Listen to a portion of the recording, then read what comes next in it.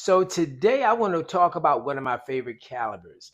Now, the reason I want to discuss this particular caliber today is because of the popularity of one of the firearms that I have here on the table. Okay? And so that caliber that I'm discussing today is a 22 LR. And that LR stands for long rifle. Okay? So whenever I got into the firearm game, the first 22 that I purchased was a Smith& Wesson M&P 22 compact. It's a very good gun, okay?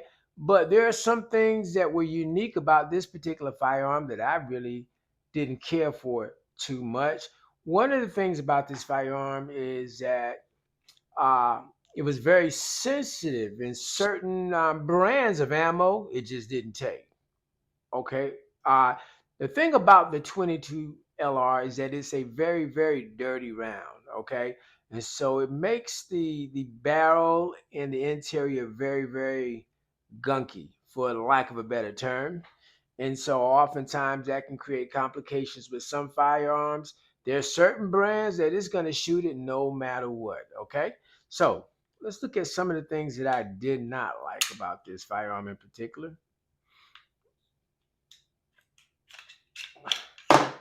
So one of the things, if you look at this particular firearm, you'll see that the barrel is attached to the lower. And I didn't really like that. That was kind of different. So, how I was shooting a very, very dirty brand and a lot, and so didn't really clean it as much. And what actually happened is it got real clogged up, and I wasn't able to do anything with it once it got gunked all inside. And I ended up having to send this back to Smith and Wesson. Their customer service was excellent. I don't think they charged me for replacement of the barrel, but this is a new barrel that they placed on it. And I haven't shot it as much since, but I haven't had a problem with it. Okay. So very good. Now, if you look on the top of this is a Romeo Zero dot, which is kind of a polymer or plastic dot, which is very light. And so if you look on the top of this, you'll see the Romeo Zero dot. At the time that I purchased this particular firearm, it was very, very difficult to get a dot that would work with the 22 LR. Why? Because of the weight of most of the dots, it was very difficult for the slide to cycle successfully. Okay, and so they did come up with this Romeo. So it was my first purchase for this particular firearm, and it tended to work well. However, I did not like the fact that the barrel was attached to the lower, and I didn't like the fact that the firearm could not shoot any particular type of ammo. So I purchased this. I got this fixed, and I went out and I bought the legendary Glock 44. Now, one of the reasons I bought this Glock 44 is because I have a Glock 19. The Glock 44 is chambered in 22 LR, but the Glock 19 is chambered in 9 millimeter. However, the Glock 44 and the Glock 19 are pretty much the same firearm. The only difference is the caliber that it tends to shoot. Now, whenever I purchase this, one of the things that you'll notice is that it's not cut for a red dot. Okay, so the other thing is because I wanted a red dot, I went out and I purchased a custom slide to fit this. Now I already paid about $500 for this particular firearm. So I ended up having to go out and purchase this because I wanted a red dot. Actually, I felt like I needed a red dot. As you get older, your vision sometimes gets little dimmer. So I ended up purchasing a Nelson Precision slide. This was a very good purchase for me, and I can't complain because I used this slide for several years. The only problem that I had was the cost of this particular slide was about $300 and some change, which is almost the cost of the gun. Now, if you look on the inside, you can see that I had fun with it. I really did. Kind of wore it out a little bit, but I was able to put the Romeo Zero dot onto this particular slide.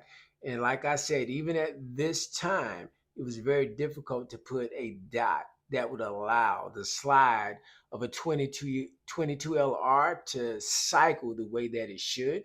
Oftentimes it would be out of battery, but not with this. So it was really worth the purchase for me. So, the primary reason for all this discussion today is because of this, ladies and gentlemen. This is the Taurus TX22.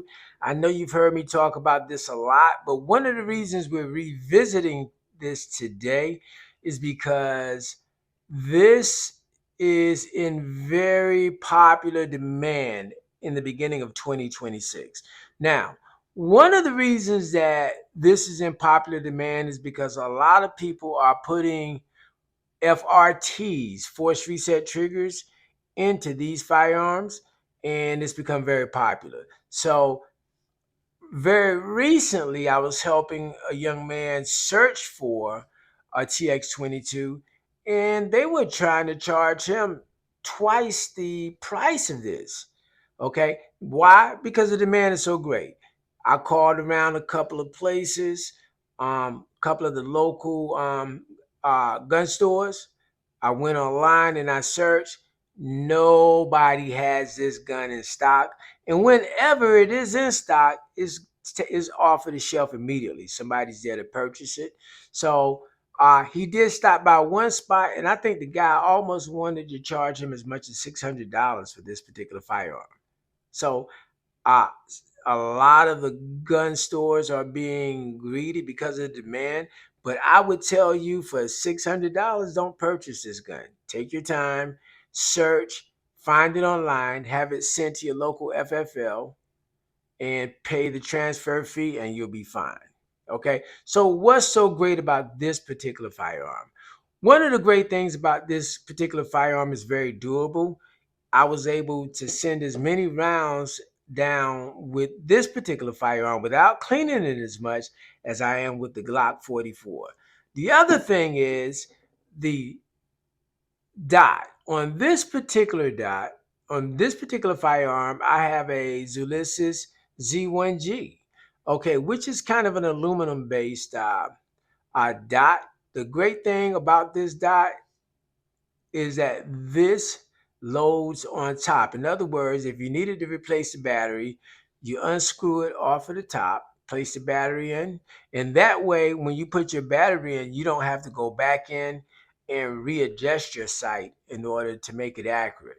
With this particular Romeo dot, once you take it off, you may have to go back in and make adjustments because this loads from the bottom. In other words, in order to put a battery in, you're going to have to take this off completely. So that is a difference. And it's just so much easier to do it this way. But this has become a very popular gun. I do say that, hey, listen, if you see one, I would recommend that you purchase. I would not recommend that you spend $600 for it. But I will say to you, listen, go out and get you one, have some fun, but get yourself a gun.